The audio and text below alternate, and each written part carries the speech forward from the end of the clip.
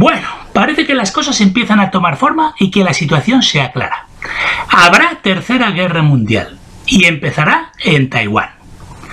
Mis oyentes habituales ya sabéis que algunos días me sentía optimista y afirmaba que probablemente no habría guerra nuclear, porque eso sería una locura. Pero que otros días me levantaba con el pie izquierdo y llegaba a la conclusión de que el holocausto nuclear era inevitable. Estamos a mediados de agosto de 2022 y ya parece claro que la guerra es inevitable, pues tanto el sistema financiero chino como el americano están colapsando y ahora ambos gobiernos tienen muchos incentivos para iniciar un conflicto, lo que sea necesario con tal de desviar la atención de su población y de echarle la culpa del hundimiento de la economía a una potencia extranjera y hostil. Dicho esto, ya sabéis que para mí el gran responsable de esta situación es Estados Unidos, y más concretamente la élite satánica que controla ese país, es decir, los banqueros sionistas de Nueva York y Londres. Pues si bien es cierto que los chinos llevan 1 o 2 décadas haciendo estupideces a nivel financiero, no es menos cierto que los ingleses y los norteamericanos llevan más de 100 años comportándose como piratas financieros y asesinos militares.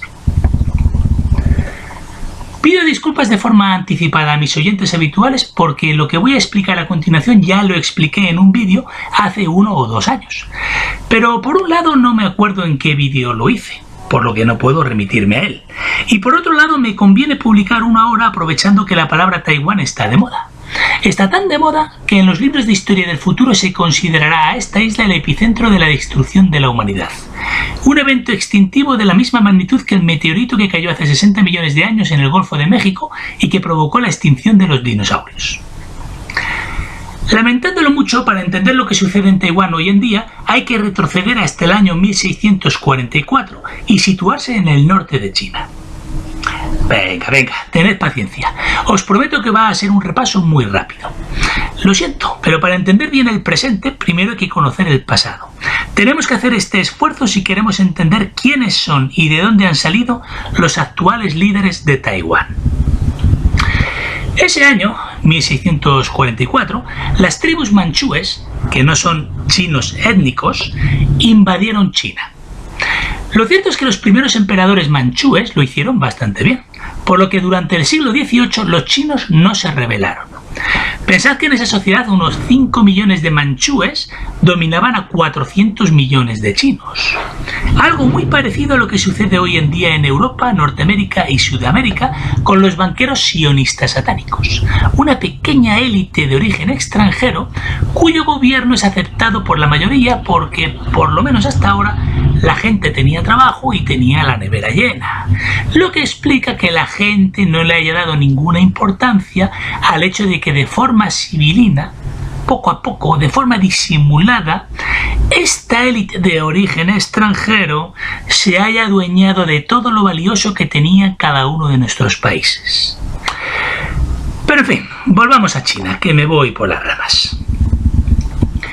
En el siglo XIX el Imperio Británico, que era el imperio de los banqueros sionistas de Londres, desembarcó en China. Al llegar allí se dieron cuenta de que aquel país no sería tan fácil de conquistar como la India, así que decidieron que lo controlarían de forma indirecta, usando a los manchúes para controlar a los chinos.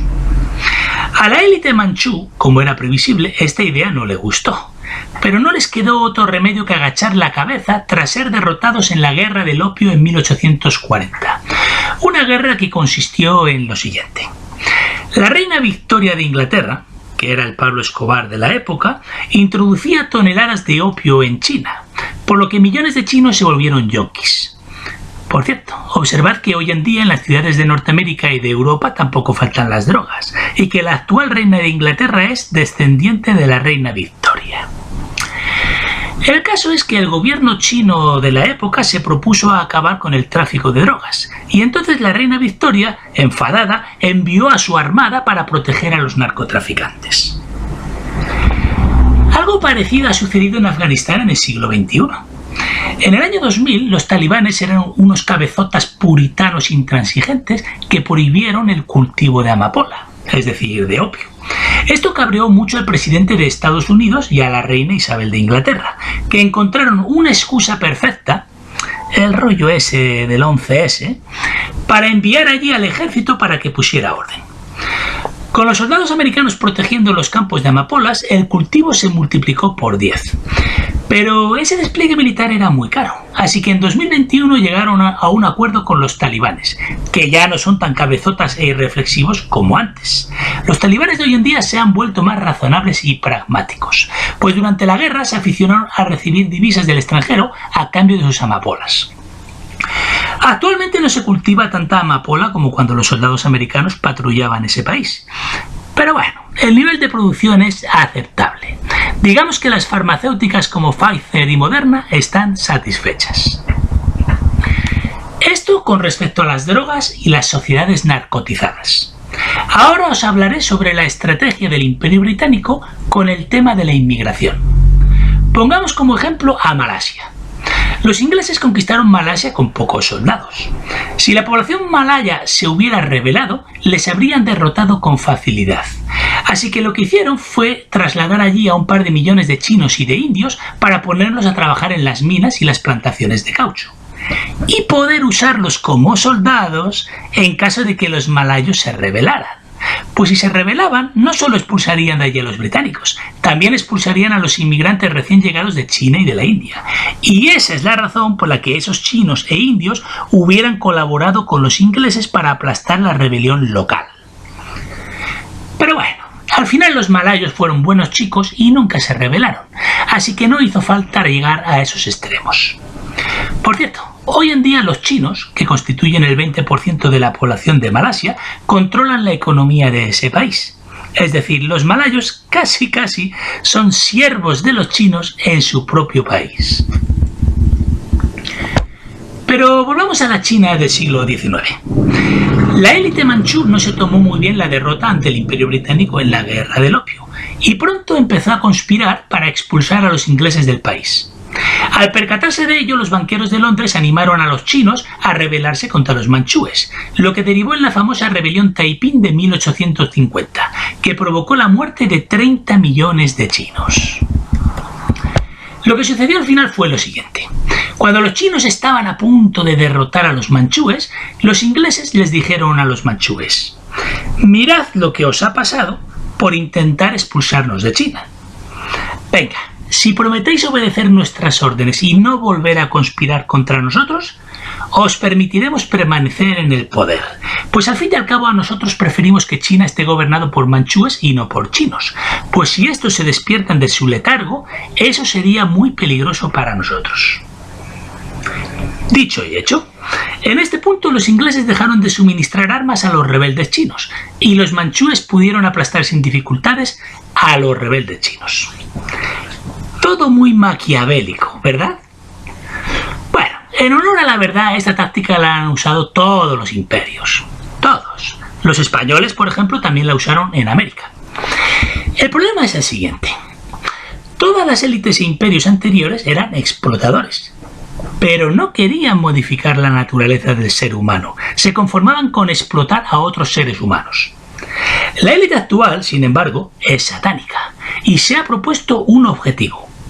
Aparte de explotar a los demás seres humanos, eso no cambia, les quiere aplicar la agenda transhumanista, es decir, modificar al ser humano a todos los niveles. Por ejemplo, modificando nuestro ADN o implantándonos chips en el cuerpo y promoviendo la agenda andrógina, es decir, convertirnos en una especie unisex, con un solo sexo, al menos a nivel mental. Lo sé. Todo esto es una locura. Pero yo no tengo la culpa de que estos tíos estén chalados. Yo me limito a exponeros cuáles son sus planes. El objetivo final es el siguiente. Atentos a esto. Tener la posibilidad de hackear al ser humano. Estamos hablando de poder controlar a todos los seres humanos de forma total y totalitaria desde la distancia. El sueño de todos los dictadores de la historia de la humanidad hecho realidad. Un sueño que no pudieron llevar a la práctica los anteriores dictadores porque no disponían de la tecnología necesaria. Pero atención, la élite actual sí dispone de ella y tiene la intención de utilizarla. La mayoría de la gente no me cree que estoy loco. Y esta es la razón por la que los satánicos que nos gobiernan van a salirse con la suya. Pero venga, esto ya lo he explicado en muchos de mis vídeos anteriores. Prosigamos con el tema de hoy. Así transcurrió la segunda mitad del siglo XIX, hasta que en 1900 tuvo lugar la rebelión de los Boxers, que fue el último y desesperado intento del emperador manchú de expulsar a los ingleses de China. Esto agotó la paciencia de los banqueros de Londres, que decidieron derrocar a la dinastía manchú. Dicho y hecho, en 1911 financiaron y dieron armas al carismático líder chino Sun Yat-sen, que hizo caer al emperador manchú.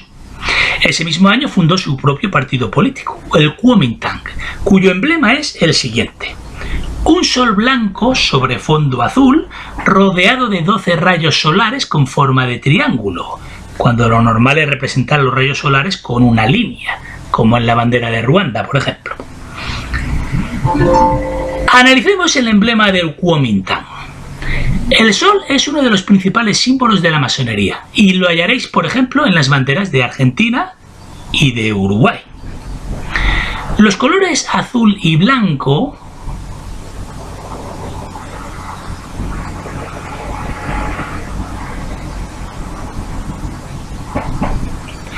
son usados también por la organización satánica Lucis Trust, que lo creáis o no es la organización que dirige el mundo desde la sombra, cuyo símbolo es un triángulo o una pirámide, como la pirámide que aparece en el billete del dólar, o las 12 pirámides que aparecen de forma disimulada en el logo del Kuomintang. El número 12 es uno de los números predilectos de la masonería satánica, el mismo número de estrellas de la bandera de la Unión Europea, el mismo número de líneas azules de la farmacéutica Moderna o el mismo número de líneas que aparecen en el logo del CDC, el organismo gubernamental que aprueba las vacunas en Estados Unidos, cuyo equivalente en Europa es la Agencia Europea del Medicamento, cuyo logo es un ojo. En fin, ya sabéis, un ojo. El caso es que tras el triunfo de la revolución de 1911, Sun Yat-sen perdió el control de la situación. Pues recordad que esta gente es muy poderosa, pero no son dioses. En fin, que una serie de generales y de señores de la guerra se habían hecho con el poder dividiendo a China en varios territorios semi-independientes. Sun Yat-sen falleció prematuramente de cáncer en 1925 y le sucedió el general Chiang Kai-shek. Acordaos de este nombre, es muy importante en nuestra historia. Chiang Kai-shek fue el hombre escogido por los banqueros sionistas de Londres y Nueva York para reunificar China y seguidamente ponerla bajo la bota del Imperio Británico y Estados Unidos.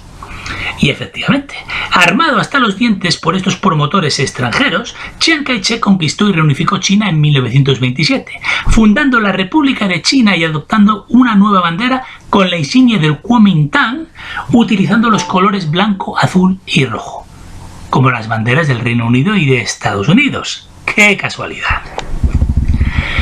Todo iba viento en popa para los banqueros sionistas de Londres y Nueva York, cuando de repente, de forma inesperada, en 1937 Japón invadió la China británica en busca de las materias primas que necesitaba para poder hacer frente a Estados Unidos, pues Japón era plenamente consciente de que tarde o temprano Estados Unidos le atacaría por negarse a someterse a ellos y a los británicos. Observad que poco después los japoneses también intentaron expulsar a los británicos de la India, pero finalmente Estados Unidos destrozó a Japón. Una vez los japoneses fueron expulsados de China, el general Chiang Kai-shek se dispuso a recuperar el poder. Pero, ¡oh sorpresa!, resulta que el pueblo chino, dirigido por Mao Zedong, se rebeló y expulsó a esa rata traidora, que se refugió con el ejército que le quedaba en la isla de Taiwán en 1949, donde gobernó hasta su muerte en 1975. Desde entonces, Taiwán ha estado siempre gobernado por dirigentes de afiliación masónica al servicio de los banqueros de Londres y de Nueva York. Quisiera hacer una aclaración. Mis oyentes habituales saben que yo estoy totalmente en contra del comunismo. Pero, sinceramente, si tengo que elegir entre el comunista nacionalista Mao Zedong y el traidor masónico satánico Chiang Kai-shek, me decanto por el primero. Aunque eso sí, que conste que lo hago de muy mala gana, porque no me queda otro remedio. Sigo considerando que es muy lamentable y de muy mal gusto que los pueblos se vean obligados a escoger como líder entre una víbora comunista y una rata traidora. Pero desgraciadamente esta ha sido la historia del siglo XX, no solo en China, sino en casi todos los países. Así pues, desde 1949 rige en la isla de Taiwán un régimen de matriz masónico-satánica controlado desde la sombra por los banqueros sionistas de Nueva York y de Londres. Un verdadero caballo de Troya en el mar de China que los banqueros internacionales utilizarán para atacar a China cuando lo vean conveniente. Y en fin, todo apunta a que ese momento se acerca, pues China y Rusia están maniobrando para que el dólar deje de ser la divisa de reserva mundial, lo que en la práctica supone una declaración de guerra contra los banqueros sionistas satánicos.